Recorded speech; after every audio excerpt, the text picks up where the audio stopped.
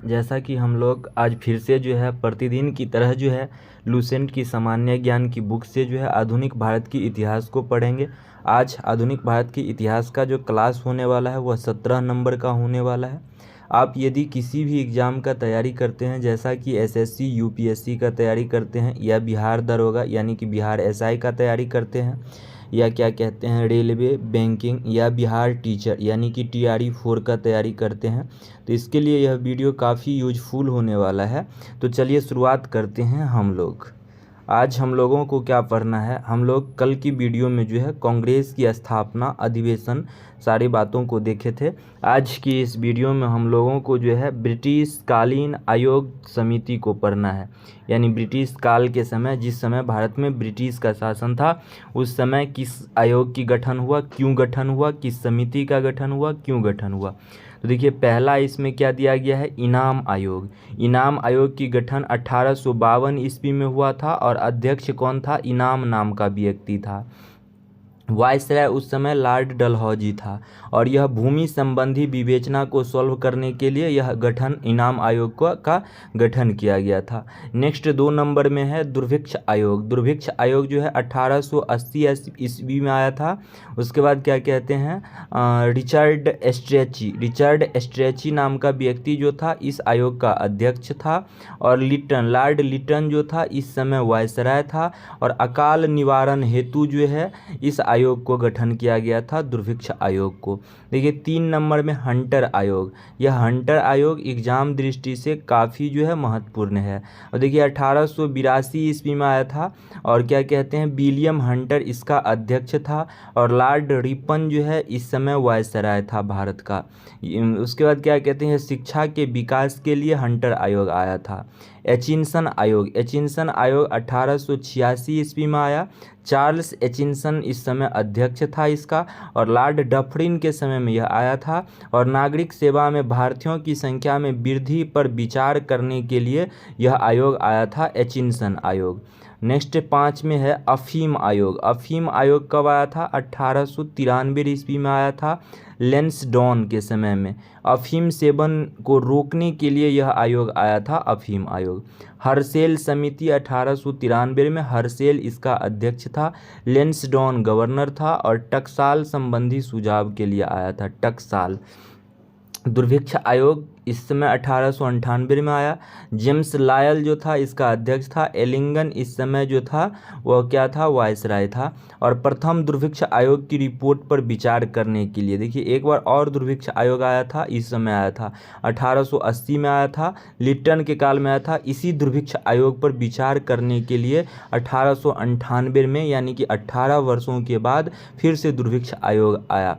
उसके बाद क्या कहते हैं दुर्भिक्ष आयोग फिर जो है 1901 में बना और एंथनी मैकडोनाल्ड इसका अध्यक्ष था। कर्जन इस समय वायसराय था, गवर्नर।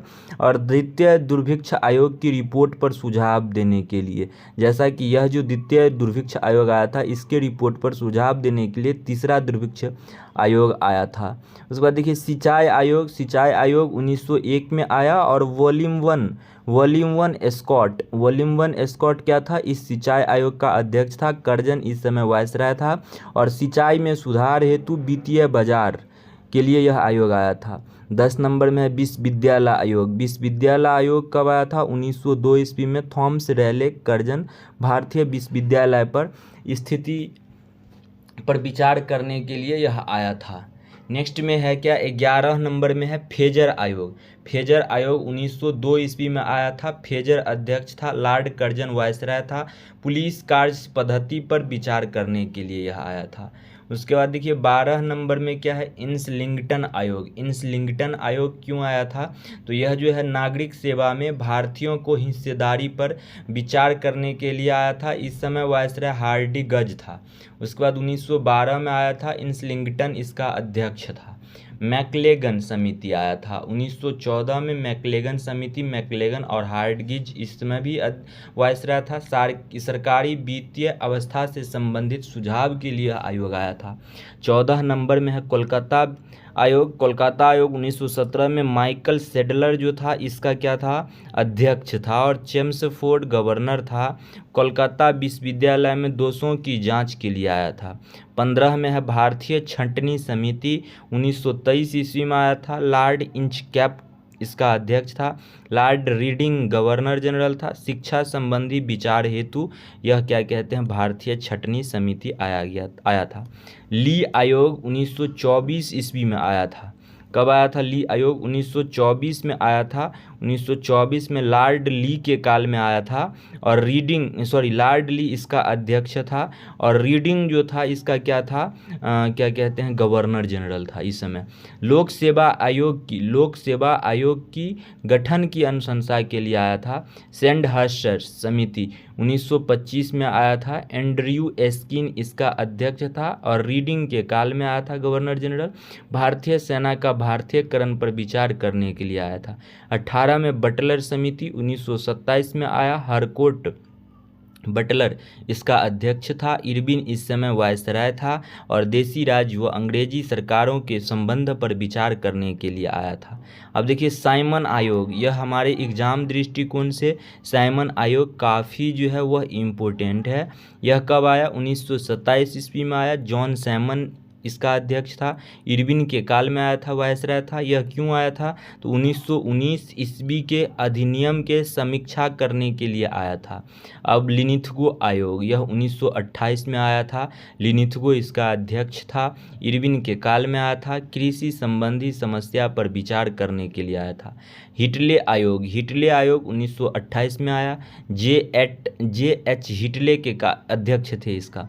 इरविन इस समय भी क्या कहते हैं, गवर्नर जनरल था, और श्रमिक की स्थितियों पर विचार करने के लिए आया था। नेक्स्ट में दिया है स्टार मार्के कि 1926 ईस्वी में लोक सेवा आयोग का गठन किया गया था। 1926 ईस्वी में लोक सेवा आयोग का गठन किया गया था। उसके बाद देखिए लिंडसे आयोग, यह 1929 ईस्वी में आया। लिंडसे अध्यक्ष था। इरविन वायसराय था। भारतीय वैधानिक आयोग 1929 में आया। फिलिप हार्टोगो जो था अध्यक्ष था, और इरविन इस समय भी क्या कहते हैं, वायसराय था, और शिक्षा की स्थितियों की समीक्षा हेतु आया था। सप्रू समिति, यह 1934 में तेज बहादुर सप्रू इसका अध्यक्ष थे, और वेलिंगटन के कार्यकाल वायसराय में बेरोजगारी की समस्या हेतु समीक्षा हेतु यह आया था। भारतीय परिसीमन समिति 1935 में आया। लॉरी हेमंड जो था यह क्या था, अध्यक्ष था, और वेलिंगटन जो था वायसराय था। निर्वाचन क्षेत्रों की अवस्था हेतु आया था। 26 में राष्ट्रीय योजना समिति, और यह समिति 1938 में आया। जवाहरलाल नेहरू अध्यक्ष थे। लिनिथगो वायसराय था, और आर्थिक योजना पर विचार करने के लिए यह समिति आया था। ठीक है। 27 में क्या है, क्रिप्स आयोग, ये 27। उसके बाद कैबिनेट आयोग, सार्जेंट आयोग, ये तीनों आयोग बहुत ही इम्पोर्टेंट है एग्जाम दृष्टिकोण से।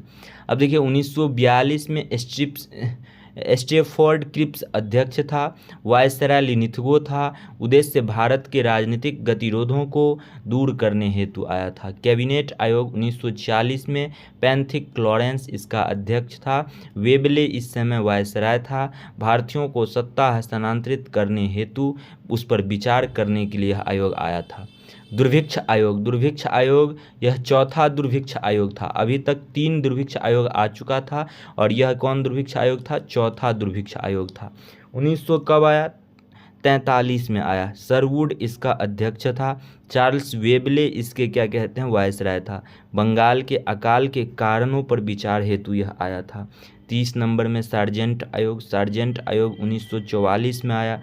जॉन सार्जेंट इसका अध्यक्ष था। वेबले इस समय क्या था, वायसराय था।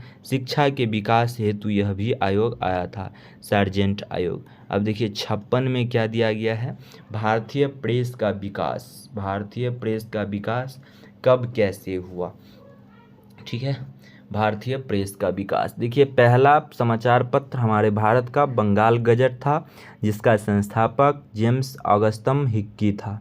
और यह 1780 ईस्वी में क्या कहते हैं पहली बार प्रकाशित हुआ। और यह कोलकाता भारत का प्रथम समाचार पत्र था। कोलकाता में प्रकाशित हुआ था, यह भारत का प्रथम समाचार पत्र था।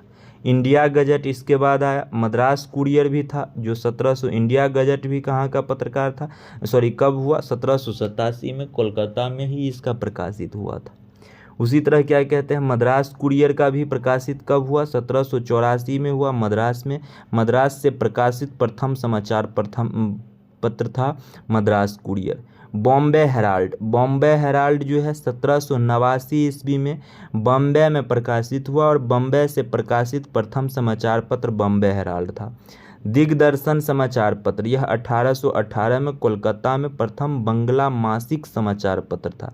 देखिए कोलकाता में यानी कि बंगाल में तो समाचार पत्र जो है प्रकाशित हो चुका था, लेकिन यह दिग्दर्शन जो समाचार पत्र था यह 1 महीने में 1 बार प्रकाशित होता था।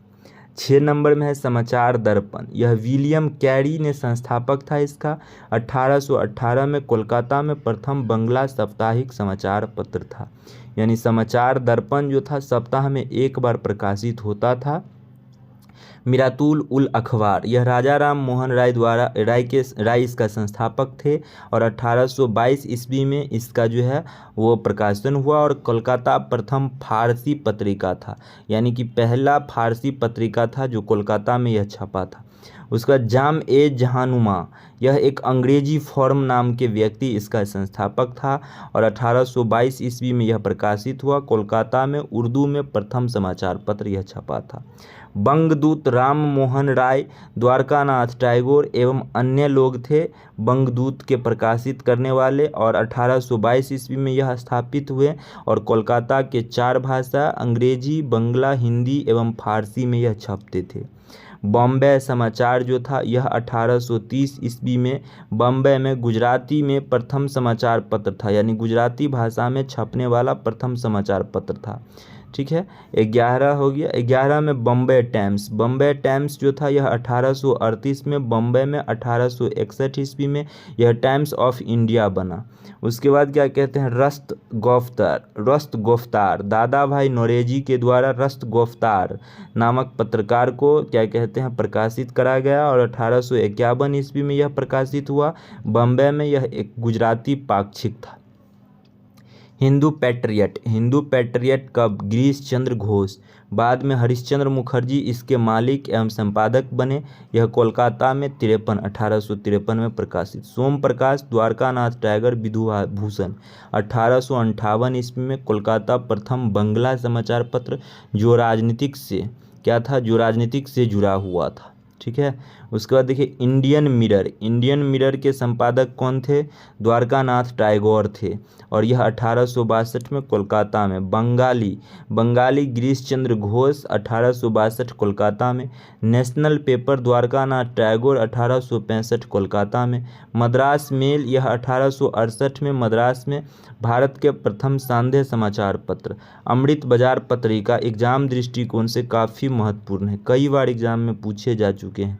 शिशिर कुमार घोष, 1868 ईस्वी में कोलकाता में बंगला समाचार पत्र था। बंग दर्शन, बंकिम चंद्र चटर्जी ने 1873 ईस्वी में कोलकाता एक बंगला मासिक था।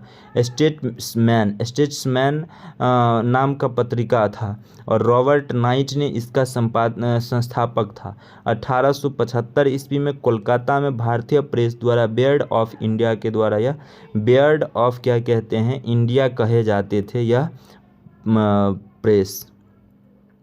उसके बाद 22 नंबर में क्या है कि हिंदू नाम का पत्रिका जो था GS अय्यर एवं वीर राघवाचारी नाम के जो व्यक्ति थे वो संपादक थे इस हिंदू नाम के पत्रिका का और 1878 में यह संपादित हुआ था। मद्रास में संपादित हुआ था।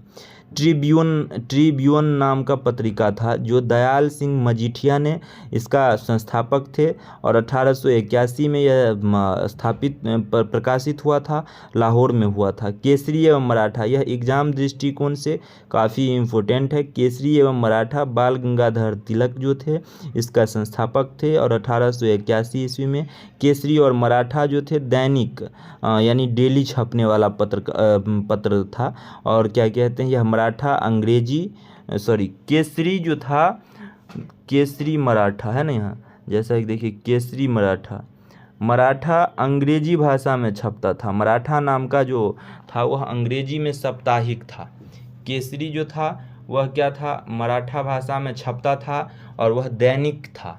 दैनिक देखिए यहाँ केसरी एवं मराठा दो क्या कहते हैं, प्रेस है। तो केसरी जो था यह मराठा भाषा में छपता था और मराठा जो था अंग्रेजी भाषा में छपता था, लेकिन यह क्या था, साप्ताहिक था। स्वदेशी मित्रम GS अय्यर इसके संपादक थे और यह मद्रास में जो है संपादित हुआ था। एक पॉइंट में क्या दिया गया है, पॉइंट 1 में कि बंगाल गजट के गवर्नर जनरल जो था, उच्चतम न्यायालय बंगाल गजट ने गवर्नर जनरल एवं उच्चतम न्यायालय के न्यायाधीश और कंपनी के कर्मचारियों के दोष को बहुत जो है वो स्पष्ट रूप से प्रकाशित करना प्रारंभ किया, जिसके कारण 1782 ईस्वी में इस समाचार पत्र को बंद कर दिया गया। बंगाल गजट जो भारत का पहला समाचार पत्र था, इस समाचार पत्र को 1782 ईस्वी में बंद कर दिया गया।